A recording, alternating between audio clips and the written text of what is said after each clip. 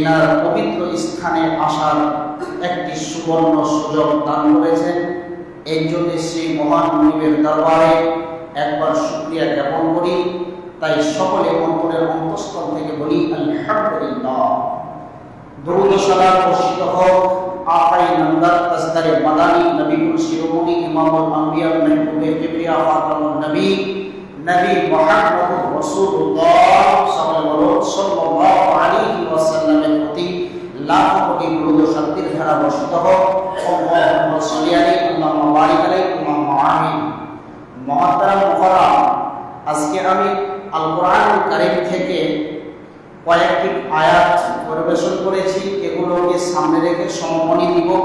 আজকের বিষয়বস্তু কুরবানি সম্বন্ধে থাকবে। যেহেতু কুরবানির কেনাকাটা আমাদের এখন থেকে শুরু হয়ে গেছে, কুরবানির বিষয়কে নিয়ে আজকে আপনাদের সামনে আলোচনা রাখবো ইনশাআল্লাহ। আমার কথার দিকে লক্ষ্য রাখবেন। কুরবানিটা কি, কেন, কাদের জন্য করা জায়েজ আছে, কাদের জন্য নাজায়েজ আছে, এবং কুরবানি কখন থেকে শুরু হয়েছে, কুরবানির ধারাবাহিক সেই তথ্যভিত্তিক গভীর আলোচনা রাখবো ইনশাআল্লাহ আজিজ। তাহলে কুরবানিটা কি? এটা ফরজ না ওয়াজিব না সুন্নাত না সুন্নাতে মুআক্কাদা না মুস্তাহাব, এই একটা বিষয়। দ্বিতীয় হচ্ছে কুরবানিটা কখন থেকে শুরু হয়েছে, কুরবানির তাফসীর কি আছে, মুহাদ্দিসিন ইকরাম কি বলেছেন এই বিষয়ে। তো আজকে সেই বিষয়টাকে আপনাদের সামনে তুলে ধরবো ইনশাআল্লাহ। তবে কুরবানি এমন একটি ইবাদত,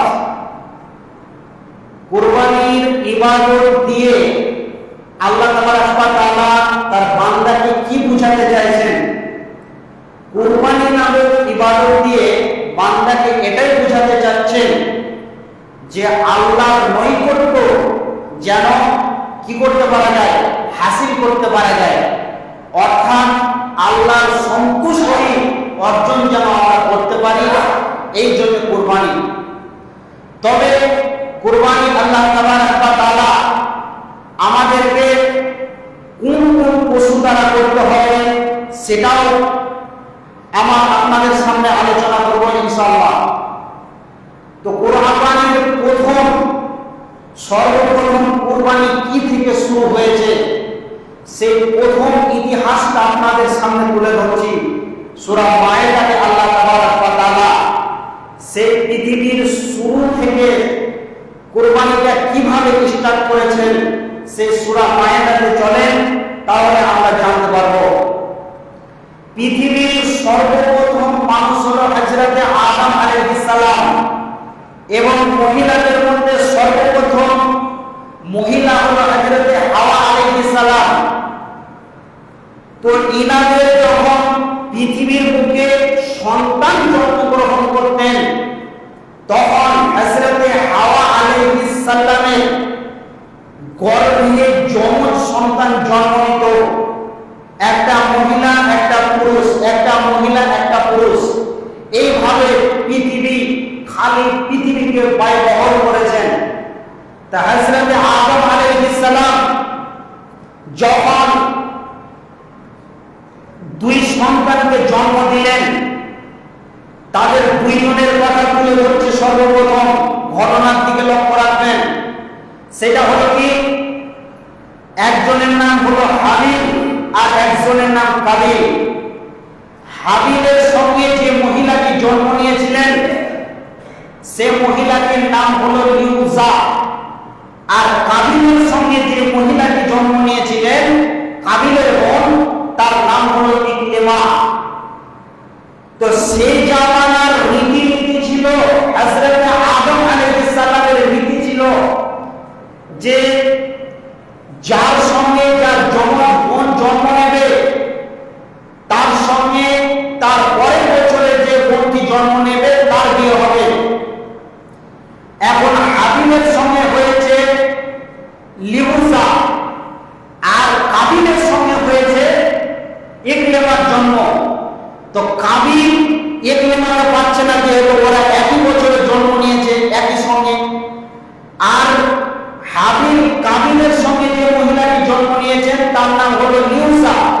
তাহলে হাবিল কিন্তু ইউনুসাকে বিয়ে করতে পারবে না। তার কারণ রেগেনেস্টে যে আসবে তার সঙ্গে তার বিয়ে হবে। এখন হাবিল পাচ্ছে কাকে? ইকলিমাকে, কিন্তু কাবিল কোনোভাবে এটা মানবে না।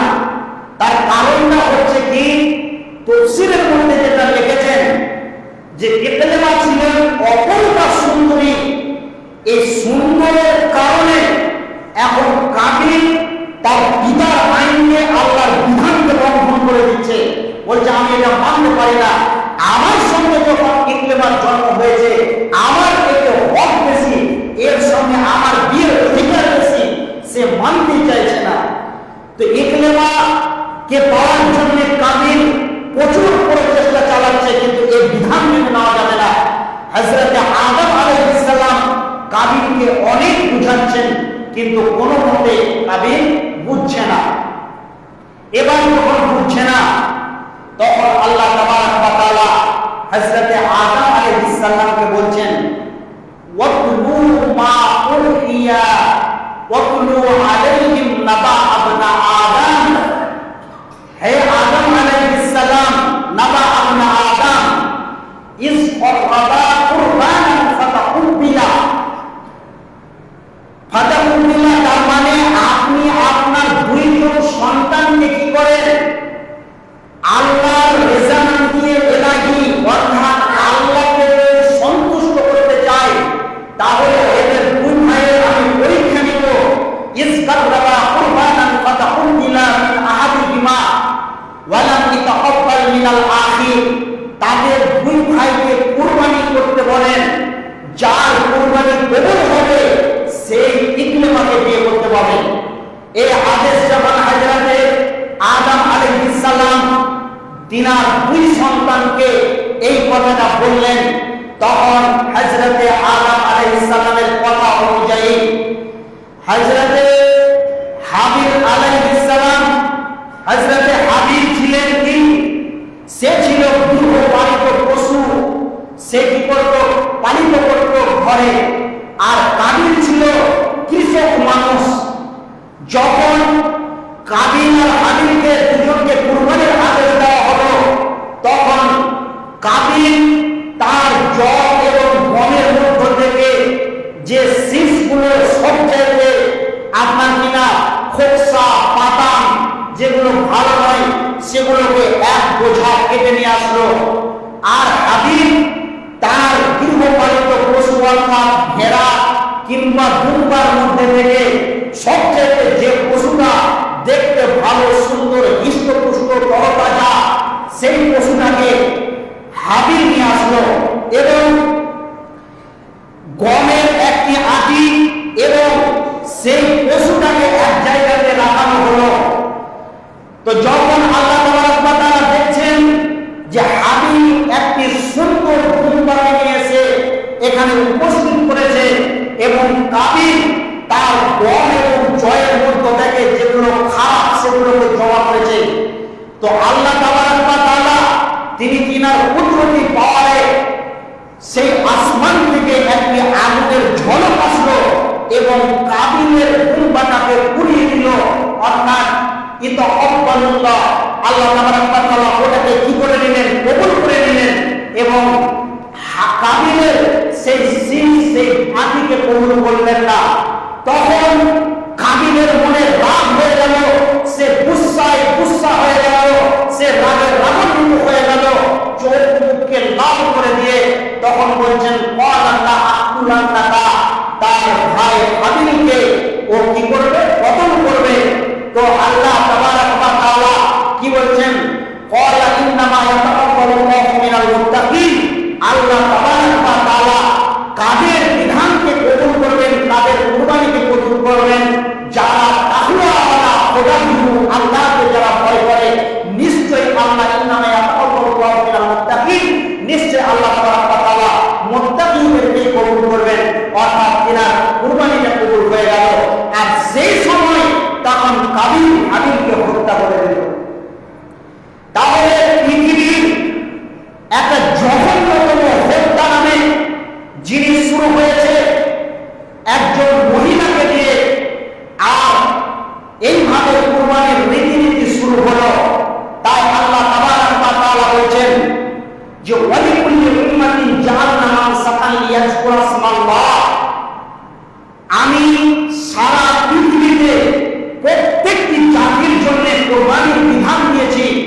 আলা মা রাযাকাকুম মিন বাহিমাতিল আনআম, এবং তাদের গৃহপালিত চতুষ্পদ জন্তু আল্লাহর নামে তারা কি করবে? উৎসর্গ করবে।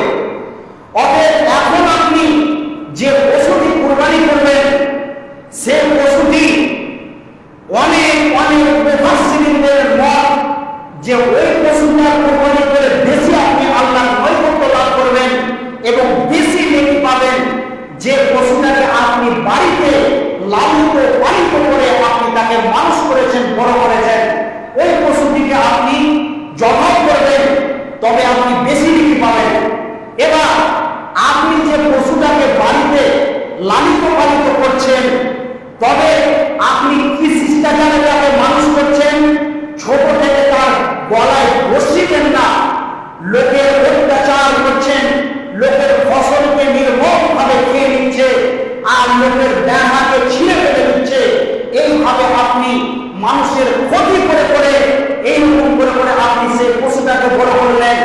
তো এইরকম যদি আপনার ভিতরে মন মানসিকতা থাকে যে আমার পশুটা বড়টা যাব, আমি গলায় করে নিব না, আপনি জানছেন যে আপনার পশু ক্ষতি করছে, তারপর আপনার পশুকে আপনি রাখবানি করে করে ঘেরাও করে রাখতে পারেন না, আপনি বেঁধে রাখতে পারেন না, তাহলে নিশ্চয় আপনি ক্ষতি করছেন। তাহলে এইরকম জন্তু আপনি কোরবানি দিয়ে নেকি পাবেন না, কারণ মানুষের ক্ষতি করে কোনোদিন পাপ হবে না, কারণ আল্লাহ এটাকে কবুল করবেন না।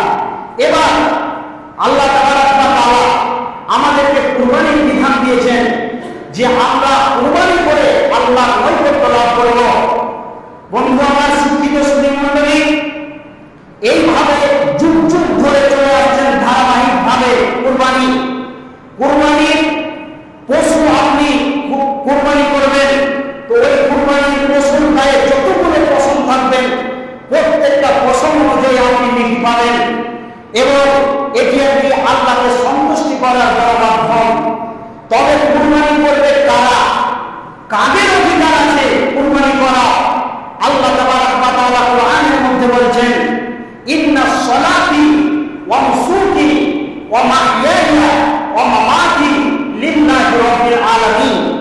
কুরবানি তো করবে ওই ব্যক্তি, ইন্নাস সালাতি, নিশ্চয় যার জীবনে সালাত অপরিহার্য আছে, সালাতকে কায়েম করে, সালাত প্রতিষ্ঠা করে, নামাজ পড়ে, নামাজ বেনামাজি নয়, সে ব্যক্তি নামাজ পড়ে। তাই এই প্রথমে আল্লাহ বলছেন ইন্নাস সালাতি, যে ব্যক্তি নিশ্চয় সালাত আদায় করলো, ওয়া নুসুকি, তারপরে সে কুরবানি করবে, ওয়া মাহইয়ায়া, এবং সে যে বেঁচে আছে, ওয়া মামাতি, উনি যে মরবে, লিল্লাহি রাব্বিল আলামিন, সব কিছুটাই হবে লিল্লাহি রাব্বিল আলামিন, আল্লাহ তাআলার জন্য। তাই আল্লাহ তাআলা বলছেন ইন্নাল্লাহা লান ইয়ানাল্লাহা লুহুমুহা ওয়ালা দিমাউহা ওয়ালাকিন ইয়ানালুহু তাকওয়া, লান ইয়ানাল্লাহা লুহুমুহা ওয়ালা দিমাউহা ওয়ালাকিন ইয়ানালুহু তাকওয়া। আল্লাহ তাআলা বলছেন, তোমরা শুনে নাও, আমি তোমাদের কুরবানির মাংস, কুরবানির রক্ত কিছুই আমি আল্লাহর দরবারে চাই না এবং চাই না এবং কোন চাই না, এবং আমি এগুলো চাই না, গোশত চাই না, রক্ত চাই না, কিছুই চাই না। ইয়ানালুহু তাকওয়া মিনকুম, আমি দেখতে চাই যে কোন বান্দার বেশি তার হৃদয়ের ভিতরে আল্লাহর পরহেজগারিতা এবং আল্লাহর ভয় আছে, সে বান্দার তাকওয়া আছে কিনা, এটা আল্লাহ তাআলা দেখেন। কিন্তু আল্লাহ তাআলা বলেছেন লাইয়ানাল্লাহু লুহুমুহা বিমাউহা ওয়ালাকিন ইয়ানালুহু তাকওয়া মিনকুম, যে আল্লাহর কাছে কোনো কিছু পৌঁছায় না, যার যত বেশি ভয় তার কুরবানি আল্লাহর কাছে ততটা কবুল হবে। অর্থাৎ শিক্ষিত সুধী মণ্ডলী, আল্লাহ তাআলা আমাদেরকে যেন এইরকম তাকওয়াওয়ালা বানিয়ে দেন। এবার যে আয়াত আপনাদের সামনে তুলে ধরছিলাম, ইন্নাস সালাতি, নিশ্চয় তার জীবনে থাকতে হবে সালাত, ওয়া নুসুকি, তারপরে হবে কুরবানি। এখন বিভ্রান্তি হচ্ছে এই জায়গাতে যে লোকেরা সালাত আদায় করে না, যারা মসজিদ চিনে না, তারা আগে থেকে কুরবানির গরু আর খাসি আর ভেড়া আর দুম্বা কেনার জন্য মুঠোপুটি লাগিয়েছে, ও আনন্দে আত্মহারা হয়েছে, তারা আজকে মেতেছে। নিশ্চয় শিক্ষিত সুধী মণ্ডলী, আজকে আর এই ফতোয়া চলবে না। কোন ফতোয়া? যে মুমিনদেরকে বলতে হবে না যে ওই রকম তাই সে পশুটা দুর্বল, সিং ভাঙা, আর মানুষের কাছে পয়সার অভাব নাই, সে দাম ফুটানোর জন্য সবচাইতে বড় পশু, সবচাইতে যেটা হৃষ্টপুষ্ট এটাই কিনছে। আর দেখতে পাওয়া যায় না, আজ থেকে 10 থেকে 15 বছর আগে মানুষের অর্থের অভাব ছিল, তাই দুর্বল পশুগুলাকে কিন্তু আর ওই বিষয়ে বক্তব্য রাখতে হলো। নিশ্চয় ওই পশুগুলা কুরবানির জন্য প্রযোজ্য হবে না, এটা জায়েজ হবে না। যে পশুগুলো এতটাই দুর্বল যে যে জায়গাতে আপনি ওই পশুটাকে দখল করবেন অর্থাৎ নাহার করবেন, ওই জায়গাতে সেই পশুটা হেঁটে যেতে পারবে না, এরকম দুর্বল প্রাণী আসবেও কিনে না। আর ওই পশুগুলো হবে না যারা শুরু থেকে অন্ধ, যারা শুরু থেকে কি নাই, সিং নাই, তারপরে ওই পশুটা এতটাই দুর্বল যে তার গায়ে কোনো গোশত নাই, এরকম পশু কুরবানি হবে না। অনেক মুহাদ্দিসিন বলেন এবং সাহাবা ইবনে মাজমাঈন রাদিয়াল্লাহু তাআলা আনহু বলেছেন যে এরকম পশু কুরবানি আল্লাহ রাসূল দিতেন না। যখন তিনি হাজ্জাতুল বিদাতে শেষ ভাষণ দিয়েছিলেন, সেই দিনে আল্লাহ রাসূল সাল্লাল্লাহু আলাইহি ওয়াসাল্লাম 100টি গরু কুরবানি দিয়েছিলেন। তার মধ্যে 63টি কুরবানি রাসূল সাল্লাল্লাহু আলাইহি ওয়াসাল্লাম নিজ হাতে দিয়েছে। নিশ্চয়ই যাদের সামর্থ্য আছে তাদেরকে কুরবানি দিতেই হবে। যদি ওরা কুরবানি না দেয়, সামর্থ্য থাকা অনুযায়ী সে যদি কিপটে হয়, বখিল হয়, কানচুষি করে দিয়ে যদি তার সামর্থ্য থাকা অনুযায়ী কুরবানি না দেয়, তাহলে ওই ব্যক্তির ব্যাপারে রাসূল সাল্লাল্লাহু আলাইহি ওয়াসাল্লাম বলেছেন সে যেন ঈদগাহের ময়দানে না যায়। তাহলে যে মানুষের সামর্থ্য আছে কুরবানি দেওয়া, তাদেরকে অবশ্যই কি করতে হবে? কুরবানি করতে হবে। আজকে বর্তমান পরিস্থিতিতে কুরবানি কেনার জন্য আমাদের হুটোপুটি লেগেছে এবং আমাদের প্রতিযোগিতা চলছে, কিন্তু মসজিদ যে খালি হয়ে আছে, আল্লাহ তাবারক ওয়া তাআলা বলছেন আগে সর্বপ্রথম তুমি সালাত আদায় করো, তারপরে কুরবানি করো। কিন্তু আজকে আমরা সালাতে নাই, কিন্তু কুরবানির জন্য হুটোপুটি। তাহলে যে লোকেরা সালাত আদায় করে না, তাদের কি কুরবানির জন্য লাভ আছে? জি না। মদিনা মুনাওয়ারার ইউনিভার্সিটির ফতোয়া অনুযায়ী তাদের কুরবানি কোনো কাজে আসবে না। যে লোকের জীবনে সালাত নাই, যে লোক নামাজ প্রতিষ্ঠা করতে পারে না, তার কোনো ইবাদত আল্লাহ তাআলার কবুল হবে না। তাহলে শিক্ষিত সুধী মণ্ডলী, আপনার সর্বপ্রথম কি করতে হবে? সালাত আদায় করতে হবে। তারপরে আপনাকে বলছেন ওয়ানসুকি, তারপরে তুমি কুরবানি করো। তো আজকে বর্তমান পরিস্থিতিতে যদি এরকম ফতোয়া চালু হয় যে বেনামাজির সাথে কুরবানি দেওয়া যাবে না, তাহলে আপনি লোক খুঁজে পাবেন না। যদি বলা হয় যে সুদখোরের সাথে কুরবানি দেওয়া যাবে না, তাহলে দেখেন গোটা গ্রামকে তন্ন তন্ন করে ঘুরে, আর পশ্চিম বাংলাতে দেখেন প্রতিটা বাড়িতে এলএনটি আর সুদ নামে জিনিসকে ভরে দিয়েছে। বেঈমানদের চক্রান্তে সুদ ঢুকে গেছে।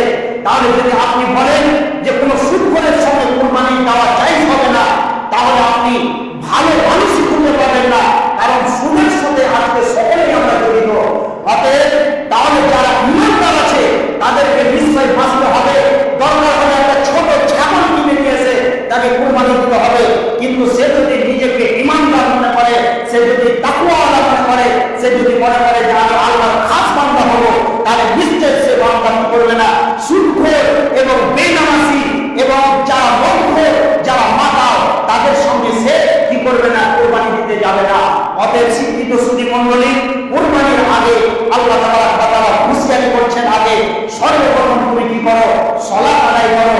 আজকে দেখেন রোজা নামাজের কোনো আমাদের গুরুত্ব নাই, কিন্তু কুরবানির জন্য আমাদের মাতামাতি সৌদি আরব, কেরল আর ওখান থেকে পশ্চিম বাংলা নয়, সারা পৃথিবীতে মানুষ আমরা যাই ওদের দেশে, ওরা যায় আবার অন্য দেশে, কিন্তু যখন একটা উৎসব আসে তখন আমরা সকলে সেই 3000 কিলোমিটারের পথকে পাড়ি দিয়ে আমরা আসি কুরবানির উৎসব পালন করার জন্য।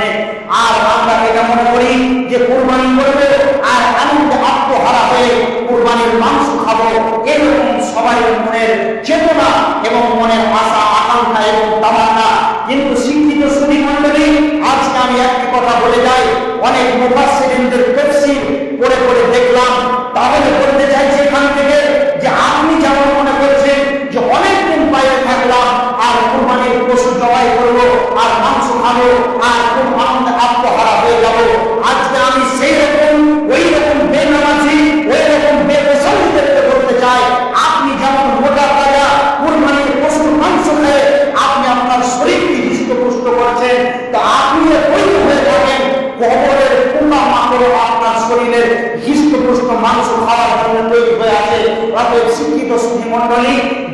নিশ্চয় আপনি মুমিন হন, নিশ্চয় যদি আপনি মুত্তাকি হন, নিশ্চয় যদি আপনি পরেজগার হন, তাহলে আপনি মনে রাখবেন যে যেইভাবে আপনাকে কবরে শায়িত করা হবে সেই রকমই আপনি থাকবেন।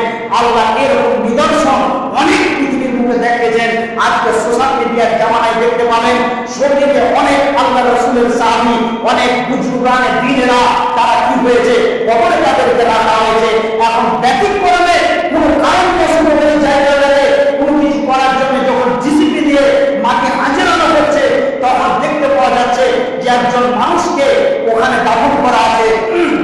যখন সেই মানুষটাকে সামান্য কোনো জিসিপির লোক নাতে লেগে গাটা ক্ষত বিক্ষত হয়ে গেল শরীরটা, তখন ওই লাশের শরীর থেকে তরতাজা রক্ত বেরিয়ে আসছে, ভিত্তি দিয়ে রক্ত বের হচ্ছে। তাদেরকে কতদিন আগে সেই কবরে শোয়ানো হয়েছে, কিন্তু ওই রকমই হয়ে আছে। তাহলে নিশ্চয়ই যদি কোনো মানুষ ইমানদার হয়, মুত্তাকি হয়, পরহেজগার হয়, পরহেজগারিতা অবলম্বন করে, তাহলে তাদেরকে যেইভাবে কবরে শায়িত করা হবে সেইভাবে তারা কিয়ামতের মাঠে উঠবে। শিক্ষিত সুধী মণ্ডলী, পৃথিবীর কোনো বিষাক্ত প্রাণের ক্ষমতা হবে না যে ওই লাশকে সে দংশন করে। সেই লাশ যদি হয় আল্লাহ এবং তাকওয়াওয়ালা। তাহলে শিক্ষিত সুধী মণ্ডলী, আজকে আমরা কুরবানির বিধান পেয়েছি। আগে আমাদের সালাত, তারপরে কুরবানি। যাদের সালাত নাই তাদের কুরবানি দিয়ে কোনো লাভ নাই। তার কারণ আল্লাহ তাআলা কত সুন্দর করে কোরআনের মধ্যে বলছেন, ইউসাব্বিহু লিল্লাহি মা ফিস সামাওয়াতি ওয়া মা ফিল আরদ। আজকে আমরা আশরাফুল মাখলুকাত অর্থাৎ স্বর্গের সেরা অত্যুত্তম করে আল্লাহ আমাদেরকে সৃষ্টি করেছেন, কিন্তু স্বর্গের সেরা অত্যুত্তম তো তখনই হতে পারবে যখন আমরা আল্লাহর ইবাদত করব। কিন্তু আল্লাহ তাআলা বলেছেন, ইউসাব্বিহু লিল্লাহি মা ফিস সামাওয়াতি ওয়া মা ফিল আরদ। আসমান এবং জমিনের উপরে যত ক্ষুদ্র থেকে বৃহত্তর কীটপতঙ্গ আছে এক আল্লাহর তাসবিহ তাহলিল করে। তাহলে আজকে আমরা আশরাফুল মাখলুকাত নাম নিয়েছি কিন্তু আল্লাহর তাসবিহ তাহলিল করতে পারি না। তাহলে আমাদের থেকে কুকুর, শুকুর, চতুষ পর্যন্ত অনেক ভালো। অতএব কে আপনাকে অধিকার দিয়েছে? সালাত নাই, তাসবিহ তাহলিল নাই, আপনার জিকির আজকার নাই মুখের মধ্যে, তাহলে আপনি কি কারণে আপনি কি করবেন? কুরবানি করবেন? আপনাকে কে অধিকার দিয়েছেন? নিশ্চয় যেই শরীয়তের হুকুম অনুযায়ী যারা সালাত আদায় করতে পারে না তারা কিন্তু মুসলমানই নয়, তারা গায়র মুসলিম, তারা মুসলমান নয়, তারা গায়র মুসলিম, অর্থাৎ তারা মুনাফিকের মতন জীবন যাপন করছে। অতএব শিক্ষিত সুধী মণ্ডলী, আজকে আমাদেরকে সর্বপ্রথম যে ইবাদত করতে হবে তার নাম সালাত, তার নাম সালাত। সালাত নাই, কুরবানি নাই। সালাত আছে তো কুরবানি আছে। অতএব খুব ভালো করে মাথায় রাখবেন। আজকে বর্তমান পরিস্থিতিতে অনেক জায়গাতে মসজিদ ভাঙার কাজ চলছে, অনেক জায়গাতে মুসলমানদের এলাকাতে যতগুলো দোকান পাশা রয়েছে সব ভেঙে পুড়িয়ে দিচ্ছে। এখনো আপনার বিবেকে কাজ করে না। আপনার আমাদের চামড়া ছিনবে আর যত সুন্দর করে বাড়ি বানাচ্ছেন আপনার জায়গাটাকে দখল করবে। আপনি মনে করবেন না যে আমি 5 তলার বিল্ডিং বানিয়েছি, আমি ভুলে যাব, আমার কিছু করতে পারবে না। এটা আপনার ভুল ধারণা। আপনি যত সুন্দর করে বাড়ি বানান আপনার জায়গাটা আপনি বসবাস করতে পারবেন না। আজকে মুসলমানের এত লাঞ্ছিত কেন? পূর্বের ইতিহাস গুলো দেখবেন, খাইবারের যুদ্ধে হযরত আলী রাদিয়াল্লাহু তাআলা আনহুকে আল্লাহ রাসূল সাল্লাল্লাহু আলাইহি ওয়াসাল্লাম তিনাকে ওই যুদ্ধের কমান্ডার বানিয়েছিলেন।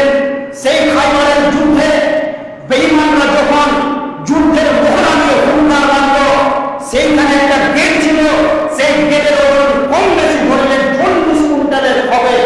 সেই গেটটা কমসে কম ধরেন 3 থেকে 400 জন মিলে কাটতে পারত না, তাদের ক্ষমতা হতো না।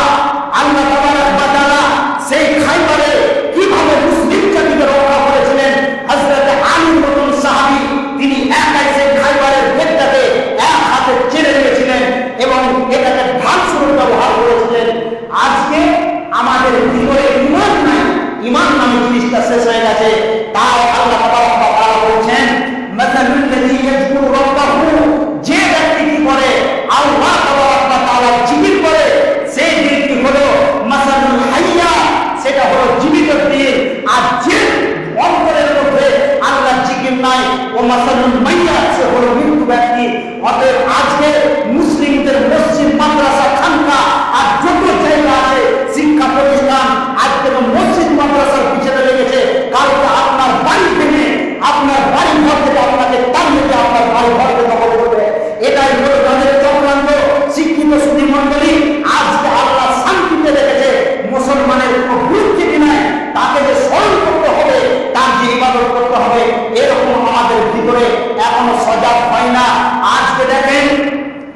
জাঙ্গে বদরের যুদ্ধে মাত্র মুসলমানদের সংখ্যা ছিল 313 জন, বেঈমানদের প্রতিপক্ষরা ছিল 1313 জন।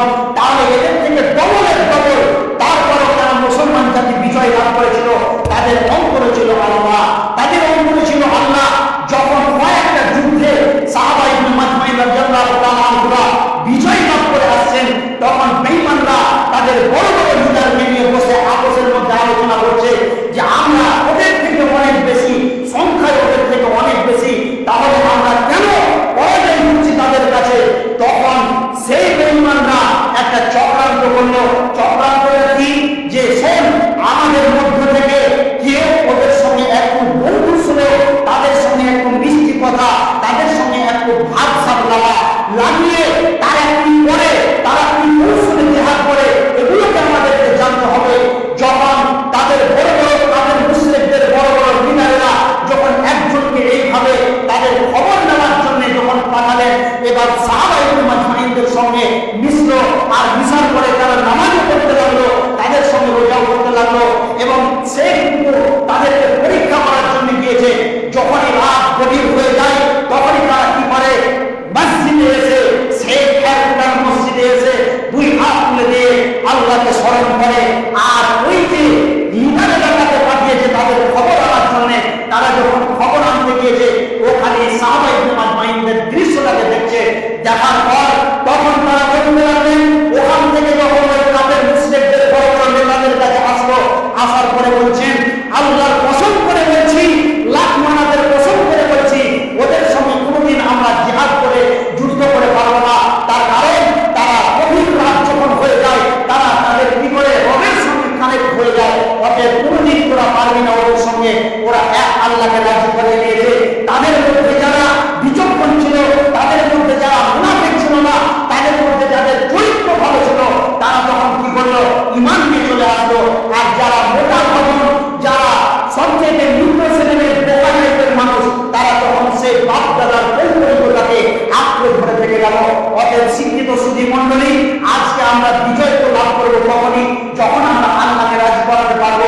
অতএব হযরত উমর ফারুক রাদিয়াল্লাহু তাআলা আনহু যখন মুতার যুদ্ধে 1.5 লাখ সৈন্য নিয়ে বেঈমানরা মুসলিমদের উপরে ঝাঁপিয়ে পড়লো, তখন আল্লাহ রাসূল সাল্লাল্লাহু আলাইহি ওয়াসাল্লাম বাইতুল মালের গোডাউন খুলে দেখছে কোনো কিছু নাই। তাহলে কি করা যায়, কি করা যায়? তখন আল্লাহ রাসূল সাল্লাল্লাহু আলাইহি ওয়াসাল্লাম একটু চিন্তিত হলেন। সেই সময় হযরত উমর রাসূলের দৃশ্যটা দেখে বুঝতে পারছেন আল্লাহ রাসূল যেন একটু টেনশন অনুভব করছেন। নবীজিকে বলছেন, ইয়া রাসূলুল্লাহ, আপনি কিসের জন্য এত টেনশন করছেন? তখন বলছেন, উমর, তুমি ঠিক ধরেছো, আমার অন্তরের খবরটা তুমি ঠিক ধরেছো। তাহলে উমর কি করে এটাকে সামলানো যায়?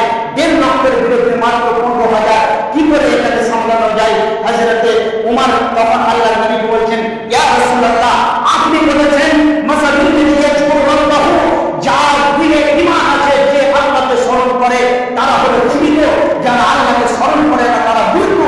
অতএব 1.5 লক্ষ বেঈমানদের বিরুদ্ধে আমি উমর একাই করব।